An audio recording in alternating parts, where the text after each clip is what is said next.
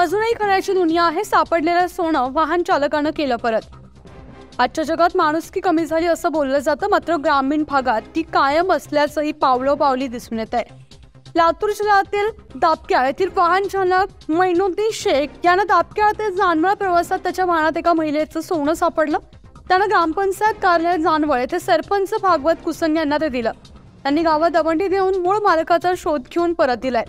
मैनुद्दीन शेख यांनी प्रामाणिकपणा दाखवल्याबद्दल 26 जानेवारी रोजी ग्रामपंचायत कार्यालय जानवळ सरपंच भागवत कुसंगे यांच्या वतीनं त्यांचा सत्कार करण्यात आलाय. त्यावेळी सर्व ग्रामस्थ उपस्थित होते.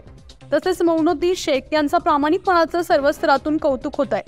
एवढंच नव्हे तर अजूनही खऱ्याची दुनिया आहे हे त्यांच्या कृतीतून दिसून आलं आहे. न्यूज 15 मराठीसाठी असलम शेख, लातूर.